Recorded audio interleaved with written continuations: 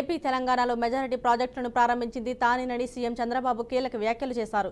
ఈ రోజు ఏపీ అసెంబ్లీలో చంద్రబాబు మాట్లాడుతూ నదుల అనుసంధానం గురించి మోడీకి పలు సూచనలు చేసింది కూడా తానేనని వెల్లడించారు.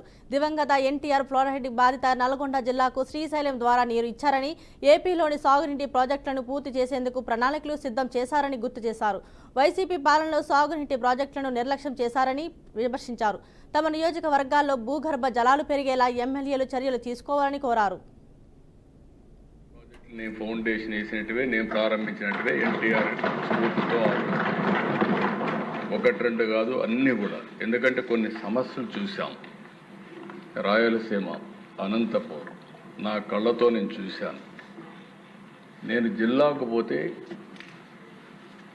వేరుశెనగ వేస్తే విత్తనాల ఖర్చు వచ్చేది కాదు. 10 సంవత్సరాలు 8 సంవత్సరాలు విత్తనాలు కూడా వచ్చేది కదా, ఖర్చు కూడా వచ్చేది కాదు. దాంతో నేను పోయినప్పుడు అడిగేవాడు, కనీసం మీరు ఏం చేయకపోయినా పోతారు, కనీసం మాకు ఇన్పుట్ సబ్సిడీ ఖర్చు అయినా సరే మేము వేసిన విత్తనాల ఖర్చు ఏమంటే ఫస్ట్ టైం నేను ఇన్పుట్ సబ్సిడీ రైతులకు ఇచ్చింది అనంతపురం నుంచే ప్రారంభించింది. అదే మరి అధ్యక్ష పాలమూరు జిల్లా, కరువు జిల్లా, వలసల జిల్లా, పాలమూరు నుంచి మహబూబ్నగర్ నుంచి వేరే బాంబే ఎక్కడికొక్కడికి వెళ్ళిపోయేవాడు పనులు లేకుండా. అలాంటి పరిస్థితులు. నల్గొండ జిల్లా నేను చూశాను. ఆ జిల్లాని ఫ్లోరైడ్ కంటెంట్ చాలామంది భగవంతుడు మనకు మంచి లైఫ్ ఇస్తే సరైన నీళ్లు తాగకుండా ఫ్లోరైడ్ కంటెంట్స్ నీళ్లు తాగి మనుషులందరూ కూడా వికలాంగులైపోయే పరిస్థితి వాళ్ళు. అంతకుముందు ఏపీ కేబినెట్ సమావేశం జరిగింది. ఈ సమావేశంలో పలు కీలక బిల్లులను కేబినెట్ ఆమోదం తెలిపింది. మరోవైపు ఆటో డ్రైవర్లకు ఏపీ ప్రభుత్వం గుడ్ న్యూస్ చెప్పింది. వాహన మిత్ర పథకం కింద మరో ఆటో డ్రైవర్లకు 15,000 రూపాయలు ఇచ్చేందుకు ఏపీ కేబినెట్ ఆమోదం తెలిపింది.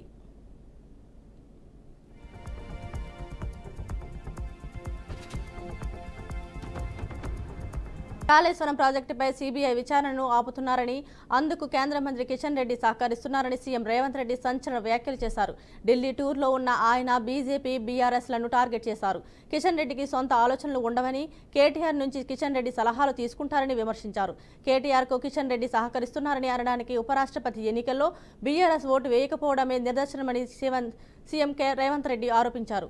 కేసీఆర్ కుటుంబాన్ని ప్రజలు సామాజికంగా బహిష్కరించారని ఘాటు వ్యాఖ్యలు చేశారు. కవిత అంశం కేసీఆర్ కుటుంబ వ్యవహారమన్న సీఎం కవితపై కేసీఆర్, కేటీఆర్, హరీష్, సంతోష్ దాడి చేస్తున్నారని పేర్కొన్నారు. కవిత కాంగ్రెస్ లో చేరుతానంటే వ్యతిరేకిస్తానని సీఎం స్పష్టం చేశారు. डेफिनेटली पॉलिटिकल विल रहने का बहुत जरूरी है, मगर ऐसे सिस्टम ज्यादा दिन चलने वाला नहीं है, क्योंकि तेलंगाना में भी एक ट्रंप था मगर लोग ट्रंप को हटा दिए. जो मनमानी से चलाने वाला कोई भी ट्रंप हो सकता है. तो ट्रंप जो उनके रात को जो नींद पे कुछ आए अगला दिन कुछ ऑर्डर देना, ये नहीं चलेगा ज़्यादा दिन. कुछ दिन के लिए ये प्रॉब्लम होने वाला है, मगर ये problem is going to overcome. It is not going to affect our economy, it is going to affect even US economy if they are reluctant to give. Plastic రహిత ఏపీ కోసం ప్రభుత్వం కృషి చేస్తుందని డిప్యూటీ సీఎం పవన్ కళ్యాణ్ తెలిపారు. Plastic ప్రత్యామ్నాయాలపై దృష్టి పెడుతున్నామన్నారు. Plastic నియంత్రణకు ప్రజలు స్వచ్ఛందంగా ముందుకు రావాలని పవన్ పిలుపునిచ్చారు. ప్రభుత్వం environment, forest and science and technology department రాష్ట్రం మొత్తం మీద ఒక్కసారి మాత్రమే వినియోగించే ప్లాస్టిక్ వాడకాన్ని నిషేధిస్తూ ఉత్తర్వులు జారీ చేస్తుంది. అలాగే ప్రభుత్వ ఉత్తర్వులు ఇచ్చిన సూచనలు అమలు చేయాలని municipal administration, urban development, Panchayati Raj వంటి అన్ని శాఖలను, ఇతర శాఖాధిపతులను కూడా జిల్లా కలెక్టర్లను ఆదేశించడం అయింది. ఒక్కసారి మాత్రం వినియోగించే ప్లాస్టిక్ వస్తువుల విక్రయాలను అరికట్టేందుకు తనిఖీలు నిర్వహించడానికి జిల్లా స్థాయి టాస్క్ ఫోర్స్ కమిటీలను ఏర్పాటు చేయాలని కలెక్టర్స్కి డైరెక్షన్స్ ఇవ్వడం జరిగింది. ప్రభుత్వ నిబద్ధతను ప్రదర్శించే ఉద్దేశంతో రాష్ట్ర ప్రభుత్వం సచివాలయం మొత్తం ప్లాస్టిక్ రహిత జోన్గా ప్రకటించింది. ఈ ప్లాస్టిక్ సీసాలకు బదులుగా గాజు సీసాల్లో తాగునీటిని సరఫరా చేయడానికి ప్రత్యామ్నాయ ఏర్పాట్లు చేయడం.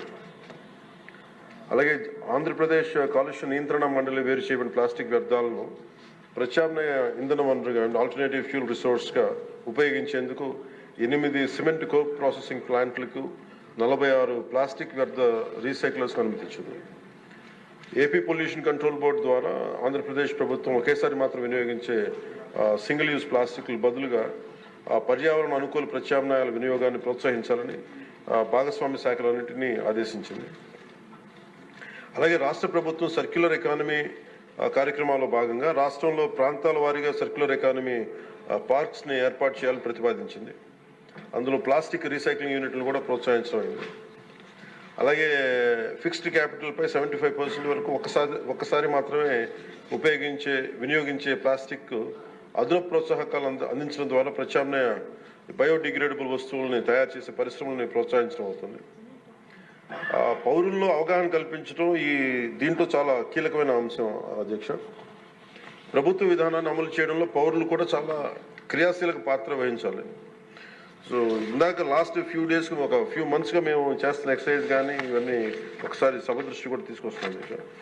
ఉదాహరణకి మీరు ఫ్లెక్సీస్ ఎందుకు ప్రభుత్వం తరఫు నుంచి అన్ని చేయగలుగుతున్నాం కానీ దీంట్లో పౌరులు ఒక బలమైన భాగస్వామ్యం తీసుకోకపోతే మటుకు ఇది ముందుకు తీసుకెళ్ళడం చాలా అది మనం ఎంతసేపు ఆదేశాలు ఇస్తున్నాం కానీ కింద దాకా ఎందుకు ఆ పొల్యూషన్ సింగిల్ యూజ్ ప్లాస్టిక్ ఎందుకు వాడలేకపోయి ఎందుకు దాన్ని ఇంప్లిమెంట్ చేయలేకపోతున్నటానికి ఇది మనందరికి కూడా ఒకసారి ముఖ్యంగా పొలిటికల్ పార్టీస్ కానీ. ఏపీ లిక్కర్ స్కామ్ కేసులో కీలక మలుపు చోటు చేసుకుంది. మాజీ సీఎం వైఎస్ జగన్ సోదరుడు వైఎస్ అనిల్ రెడ్డికి చెందిన 10 కంపెనీల్లో సిట్ దాడులు చేసింది. లిక్కర్ ముడుపులో చేతులు మారినట్టు సిట్కు దొరికిన సోదాలు కొనసాగుతున్నాయి. సిట్ వద్ద ఉన్న ఆధారాలతో 10 కంపెనీల్లోకి లిక్కర్ ముడుపులు వచ్చినట్టు సిట్ దగ్గర ఆధారాలు లభించడంతో ఈ తనిఖీలు చేపట్టింది. హైదరాబాద్, చెన్నైకి చెందిన వైఎస్ అనిల్ రెడ్డి కంపెనీల్లో తనిఖీలు జరుగుతున్నాయి. స్కామ్లో దోచిన డబ్బు చెన్నై నుంచి విదేశాల్లోని షెల్ కంపెనీలకు వెళ్లినట్లు సిట్ గుర్తించింది. దీంతో అనిల్ రెడ్డికి చెందిన షీలో infra ventures, EXIM private limited, షీలో ఇండస్ట్రీస్, ఫారెస్ ఇంఫెక్స్ ప్రైవేట్ లిమిటెడ్, ఇండోరాక్స్ LLP, work easy space solutions, residence సి Govindaraja mills residence, trans cell biological private లిమిటెడ్లో సోదాలు కొనసాగుతున్నాయి.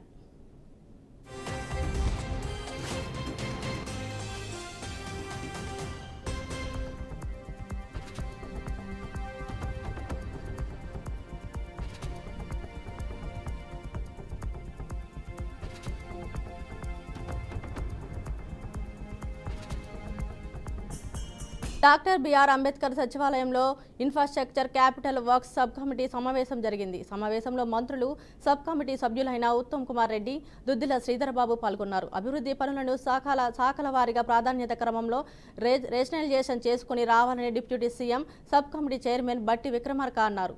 1:3% చొప్పున ప్రతిపాదనలు తీసుకురావాలని, ప్రతిపాదనల సంఖ్య ఎక్కువగా ఉంటే సంవత్సరాల వారీగా ప్రాధాన్యత క్రమంలో విభజన చేయాలని అధికారులను డిప్యూటీ సీఎం ఆదేశించారు. సూచించిన మేరకు అన్ని శాఖల ప్రధాన కార్యదర్శులు వారంలోగా పూర్తిస్థాయి ప్రతిపాదనలతో సమావేశానికి రావాలని డిప్యూటీ సీఎం దిశానిర్దేశం చేశారు. హెచ్ఏఎం హ్యామ్ రోడ్ల పనులను సంబంధించిన టెండర్ల ప్రక్రియను వేగవంతం చేయాలని సబ్ కమిటీ సభ్యులు ఆర్&బి పంచాయతీ రాజ్ శాఖ అధికారులను ఆదేశించారు. ఆర్&బి పంచాయతీ రాజ్, పోలీస్ శాఖలో వచ్చిన ప్రతిపాదనను సమావేశంలో సమీక్షించారు. సమావేశంలో చీఫ్ సెక్రటరీ రామకృష్ణారావు, వివిధ శాఖల కార్యదర్శులు, పంచాయతీ రాజ్ ప్రిన్సిపల్ సెక్రటరీ శ్రీధర్ తదితరులు పాల్గొన్నారు.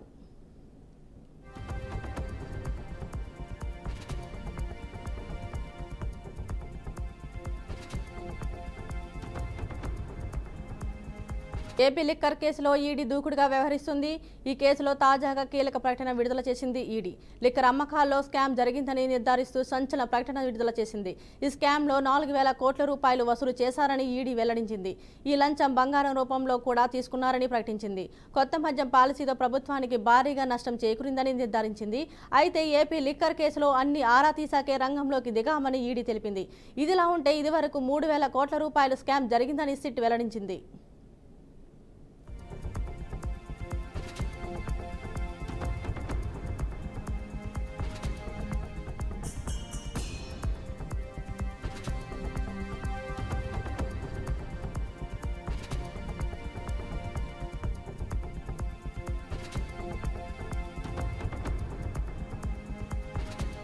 ఏపీ లిక్కర్ కేసులో తొలి రోజు YCP MP Mithun Reddy custody ముగిసింది. దాదాపు 4 గంటల పాటు మిథున్ రెడ్డిని సిట్ అధికారులు ప్రశ్నించారు. అనంతరం వైద్య పరీక్షల కోసం ఆసుపత్రికి తరలించారు. ఆసుపత్రిలో మిథున్ రెడ్డికి పలు చికిత్సలు చేసిన తర్వాత ఆయనను రాజమండ్రి సెంట్రల్ జైలుకు తరలించారు. అయితే లిక్కర్ కేసులో మిథున్ రెడ్డి కీలకంగా వ్యవహరించినట్లు సిట్ గుర్తించింది. ఇదిలా ఉంటే 2 రోజుల కస్టడీలో భాగంగా మిథున్ రెడ్డిని రేపు కూడా సిట్ అధికారులు ప్రశ్నించనున్నారు.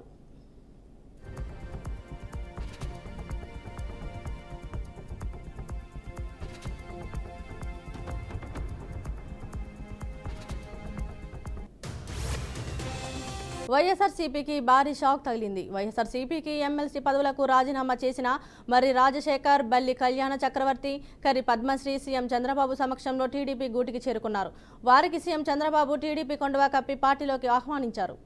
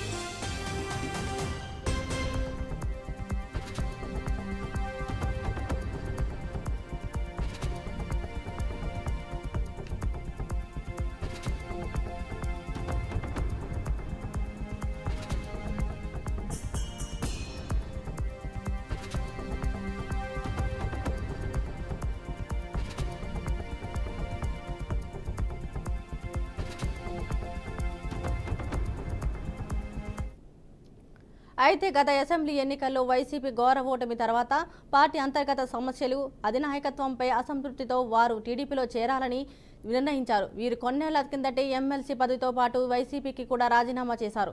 కానీ మండలి చైర్మన్ మోషన్ రాజు వైఎస్ఆర్సీపీకి చెందిన ఎమ్మెల్సీ కావడంతో వారి రాజీనామాలను చైర్మన్ ఆమోదించడం లేదని ఆరోపణలు ఉన్నాయి. మరోవైపు కైకులూరుకి చెందిన జయమంగళ వెంకటరమణ కూడా తన రాజీనామాను ఆమోదించడం లేదని కోర్టుకు వెళ్లారు. అయితే రాజీనామాలను ఆమోదించడంలో ఆలస్యం చేస్తున్నారని మండలి చైర్మన్కు 10,000 రూపాయల ఫైన్ కూడా వేసింది. కానీ ఇంకా ఇప్పటి వరకు ఆయన ఎలాంటి నిర్ణయం తీసుకోలేదని టీడీపీలో చేరిన నేతలు మండిపడ్డారు.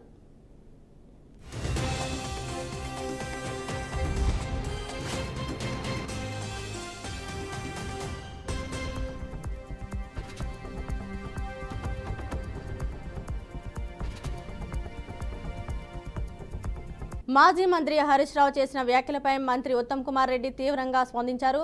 తుమ్మిటి హట్టి వద్ద బ్యారేజ్ నిర్మాణానికి 35,000 కోట్లు ఖర్చు అవుతుందని, 4 లక్షల ఎకరాలకు ఆయకట్టు అందుతుందని హరీష్ రావు చేసిన ప్రకటన అసత్యమని ఉత్తమ్ కుమార్ స్పష్టం చేశారు. తుమ్మిడిహట్టి బ్యారేజ్ మరియు చావెళ్ల ప్రాణహిత బ్యారేజ్ నిర్మాణానికి రాష్ట్ర ప్రభుత్వం ఇప్పటికే నిర్ణయం తీసుకున్నప్పటికీ ఇప్పటి వరకు ఖర్చులపై ఎలాంటి లెక్కలు సిద్ధం కాలేదని ఆయన తెలిపారు. అంచనాలు ఇవ్వడం హరీష్ రావు వ్యక్తిగత అభిప్రాయం మాత్రమే కావచ్చని, అతని మాటలు అతి తెలివితేటలకు అద్దం పట్టినట్లు ఉన్నాయని ఉత్తమ్ విమర్శించారు.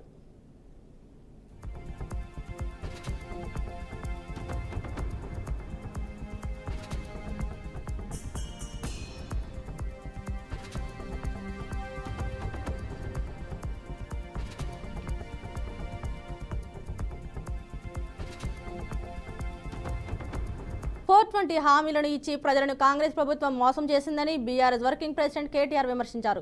జూబ్లీహిల్స్ లో కాంగ్రెస్ ను గెలిపిస్తే సంక్షేమ పథకాలు అమలు కావని ఆయన ఆరోపించారు. జూబ్లీహిల్స్ లో ఉప ఎన్నిక దగ్గర పడుతున్న నేపథ్యంలో జూబ్లీహిల్స్ నియోజకవర్గ నేతలు, కార్యకర్తలతో తెలంగాణ భవన్ లో కేటీఆర్ సమావేశమయ్యారు. ఈ సందర్భంగా ఆయన మాట్లాడుతూ కాంగ్రెస్ ప్రభుత్వంపై విమర్శలు గుప్పించారు. జూబ్లీహిల్స్ లో కాంగ్రెస్ ను గెలిపిస్తే సంక్షేమ పథకాలు అమలు కావని ధ్వజమెత్తారు. జూబ్లీహిల్స్ ఉప ఎన్నికలో గెలిచేందుకు కాంగ్రెస్ 100 కోట్లు ఖర్చు పెడుతుందని ఆరోపించారు. మోదీ, అదానీలను సీఎం రేవంత్ వెనకేసుకొస్తున్నారని కేటీఆర్ మండిపడ్డారు. ఏమైనా అని అడుగుదాం. ముసలోళ్ళ పెన్షన్ 4,000 ఎప్పటి నుంచి చేస్తావు? మహిళలకు 2500 ఎప్పటి నుంచి ఇస్తావు, అట్లాగే నువ్వు చెప్పిన స్కూటీలు ఎప్పటికెళ్ళి వస్తాయి, తులం బంగారం ఎక్కడ పోయింది, రైతులకు రైతు బంధు ఎందుకు ఇస్తలేవు, ఈ లైన్లో ఖచ్చితంగా మాట్లాడాలి, ఖచ్చితంగా నిలదీయాలి. ఇంకొక మాట కూడా నేను మీకు విజ్ఞప్తి చేస్తా ఉన్నాను. ఈ గవర్నమెంట్కు వాళ్ళకు సోయి లేదు, ఏం చేయాలనో ఆలోచన కూడా వాళ్ళకి లేదు. హైదరాబాద్ని ఏం చేయాలనో తెలియదు, తెలంగాణని ఏం చేయాలనో తెలియదు, ఎట్లా నడపాలనో కూడా వాళ్ళకి తెలుస్తలేదు. వీళ్ళకి జలకి ఇవ్వకపోతే వీళ్ళకి మనం సై రాస్తే నైలాయతో 3 hours సాలే. ఇంకా ఇప్పుడు గిన్న జలకిచ్చి వీళ్ళని చక్కగా చేయకపోతే ఇప్పుడు కాంగ్రెస్ కోటేసిరు అనుకోరు ఎవరన్నా, ఏమనుకుంటారు కాంగ్రెస్ వాళ్ళు? తులం బంగారం ఇవ్వకపోయినా, 4000 పింఛన్ ఇవ్వకపోయినా, మహిళలకు 2,500 ఇవ్వకపోయినా, ఇచ్చిన ఏ వాగ్దానం అమలు చేయకపోయినా మాకే గుద్దుతున్నారు ఓట్లు అంటే మళ్ళీ కూడా రేపటి రోజున ఏం చేసే అక్కర్లేదు, ప్రజలు మా పాలన ఆమోదించిర్రు అని చెప్పడానికి వాళ్ళకి అవకాశం వస్తుంది. అగర్ మైనారిటీ భాయ్యోं को డిక్లరేషన్ बोले आप, మీకు ఏమేమో చేస్తామని చెప్పారు, 12 రకాల వాగ్దానాలు ఇచ్చారు, ఒక్కటని అమలైందా? మైనారిటీలకు 4000 కోట్ల బడ్జెట్ అన్నారు, ఇంకా చాలా కథలు చెప్పారు, ఏమన్నా అయిందా?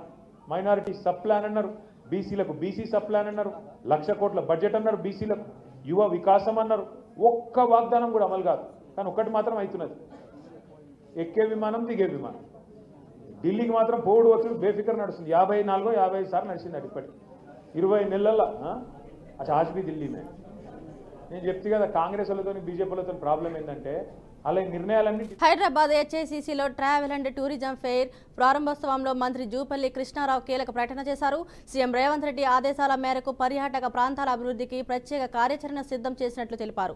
కొత్త టూరిజం పాలసీ ద్వారా పెట్టుబడులకు అనుకూల వాతావరణం అందించబోతుందని, యువ పారిశ్రామికవేత్తలకు విస్తృత అవకాశాలు ఉన్నాయన్నారు. టూరిజం రంగంలో పెట్టుబడులు పెట్టాలని పిలుపునిస్తూ వాటికి ప్రభుత్వం పూర్తి మద్దతు ఇస్తుందని వెల్లడించారు. త్వరలో తెలంగాణలో అత్యున్నత స్థాయి టూరిజం కాంక్లేవ్ను నిర్వహించనున్నట్లు ప్రకటించారు.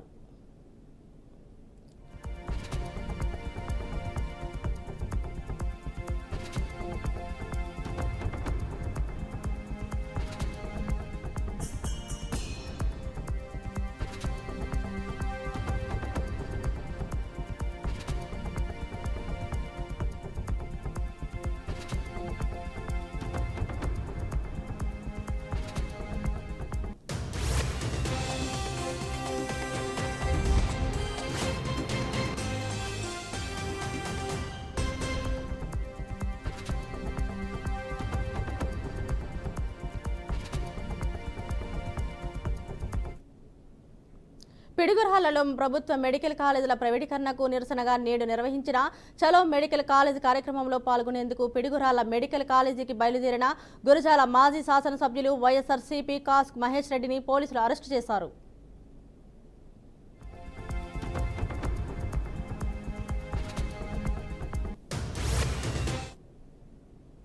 ఇంత దారుణమైన పరిస్థితి బహుశా గతంలో ఎప్పుడు చూడలేదు. పక్క రాష్ట్రానికి వచ్చి అక్కడ కూడా మరి పోలీసు వారి చేత ప్రతిపక్షాల్ని గొంతు నొక్కుతూ ఆపిస్తున్నారంటే ఇంతకన్నా దారుణమైన పరిస్థితి ఉండదు. ఈ రోజున మేము నిరసన తెలియజేస్తుంది దేని కొరకు ఆంధ్ర రాష్ట్ర ప్రజలు అర్థం చేసుకోవాలి.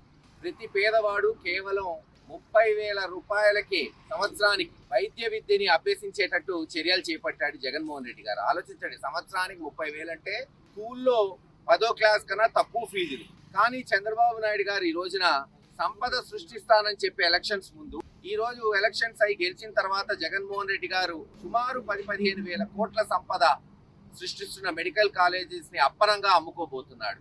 30 లక్షలు ఏదైతే 30,000కి పేద విద్యార్థులు చదువుకోవాల్సింది సంవత్సరానికి 30 లక్షలు వసూలు చేసుకునేటట్టు తన మరి చెంచాగాళ్ళు అనుకోండి, ఆయనకి లంచాలు ఇచ్చే వాళ్ళకి అనుకోండి, ఈరోజు కాలేజీలో అమ్ముకుంటున్నారు. దానికి నిరసన ఈరోజు ప్రతిపక్ష పార్టీ జగన్మోహన్ రెడ్డి గారి నాయకత్వంలో మేమందరం కూడా నిరసన తెలియజేయాలని అనేక మంది నాయకులు పల్నాడు జిల్లాలో అందరూ కూడా పల్నాడుకే మరిహారమైన పిడుగురాళ్ల మెడికల్ కాలేజ్ దగ్గర దాదాపు 70% కాలేజ్ పూర్తయింది, 90% హాస్పిటల్ పూర్తయింది. సంవత్సరం క్రితమే 100 పడకల హాస్పిటల్ మొదలు పెట్టగలిగింది, ఈరోజు ఆపేశారు. అక్కడ నిరసన తెలియజేయాలంటే సరే ఒక్కొక్కరు ఒక్కొక్క దిక్కు నుంచి వస్తున్నాం. మేమేమో తెలంగాణ నుంచి పోదామని ప్రయత్నిస్తుంటే తెలంగాణలో కల్లా వచ్చి పక్క రాష్ట్రం కల్లా వచ్చి 2 తెలుగు రాష్ట్రాల్లో సంచలనం రేపిన ఫోన్ ట్యాపింగ్ కేసును సిబిఐకి అప్పగించే దిశగా తెలంగాణ ప్రభుత్వం అడుగులు వేస్తుంది. ఇప్పటికే సిట్ దర్యాప్తు కొనసాగుతున్నప్పటికీ ఆరోపణ పరిమితి కేంద్ర మంత్రులు, గవర్నర్లు, ప్రముఖుల వరకు వెళ్లడంతో కేంద్ర దర్యాప్తు అవసరంగా భావిస్తున్నారు. అనవసరంగా భావిస్తున్నారు. ముఖ్య నిందితుడు మాజీ ఐపీఎస్ అధికారి ప్రభాకర్ రావు విచారణకు సహకరించకపోవడంతో కేసు ఆధారాల వెల్లడి కష్టంగా మారింది. దీనిని దృష్టిలో ఉంచుకుని ప్రభుత్వ ప్రధాన కార్యదర్శి రామకృష్ణారావు, డీజీపీ జితేందర్ రెడ్డి కేంద్ర హోంశాఖకు లేఖ రాసి ఏర్పాట్లో ఉన్నట్లు చెబుతున్నారు.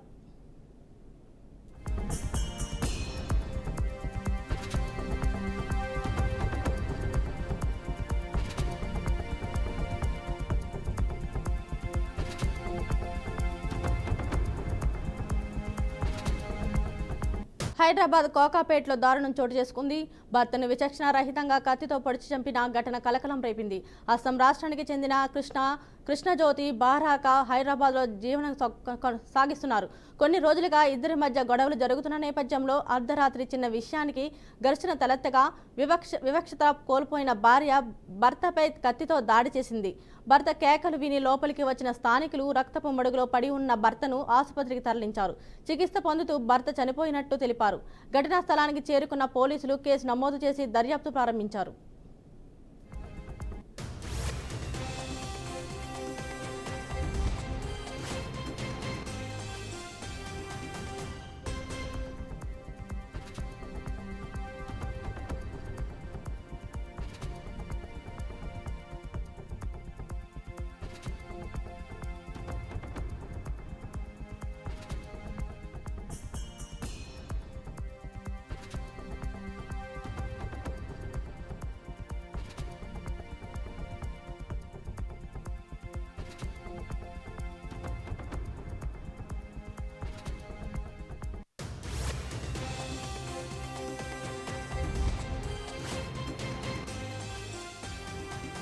ప్రముఖ టెక్ దిగ్గజం యాపిల్ ఐఫోన్ 17 సిరీస్ను ఇటీవల లాంచ్ చేసింది.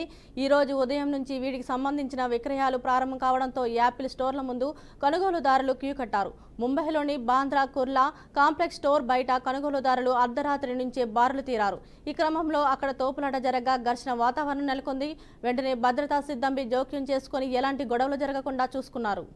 ఇక ఢిల్లీలోని స్టోర్స్ ముందు కూడా పెద్ద సంఖ్యలో జనం గుమిగూడారు. ఐఫోన్ 17 ప్రో మ్యాక్స్ను కొనుగోలు చేసిన అమాన్ మెమాన్ అనే వ్యక్తి హర్షం వ్యక్తం చేశారు. గత 6 నెలలుగా దీన్ని కొనుగోలు చేసేందుకు ఎదురు చూశానని తెలిపారు. IPhone 17, iPhone 17 air, iPhone 17 pro, 17 pro max మోడళ్లను మార్కెట్లోకి విడుదల చేసినట్లు యాపిల్ సంస్థ తెలిపింది. యాపిల్ ఈసారి బేస్ మోడల్స్ను 256 GB వేరియంట్లో తీసుకొచ్చింది. ఐఫోన్ 17 ధర 82,900 కాగా ఎయిర్ మోడల్ ధర 1,19,900గా కంపెనీ నిర్ణయించింది. ఐఫోన్ 17 ప్రో ధర 1,34,900గా పేర్కొంది. అలాగే ప్రో మ్యాక్స్ ధర 1,49,900 రూపాయలతో మార్కెట్లోకి విడుదల చేసినట్లు యాపిల్ సంస్థ వెల్లడించింది.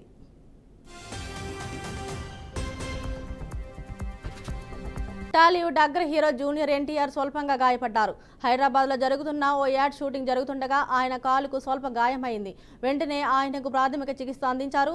ఎన్టీఆర్కు చిన్న గాయమే అయ్యిందని, అభిమానులు ఆందోళన చెందవలసిన అవసరం లేదని చిత్ర పరిశ్రమ వర్గాలు తెలియజేస్తున్నాయి. ప్రస్తుతం ఎన్టీఆర్ క్షేమంగానే ఉన్నారని, కంగారు పడాల్సిన అవసరం ఏమీ లేదని ఆయన సన్నిహిత వర్గాలు కూడా చెబుతున్నాయి. ఈ విషయం తెలియడంతో అభిమానులు సామాజిక మాధ్యమాల ద్వారా ఆయన త్వరగా కోలుకోవాలని ఆకాంక్షిస్తున్నారు.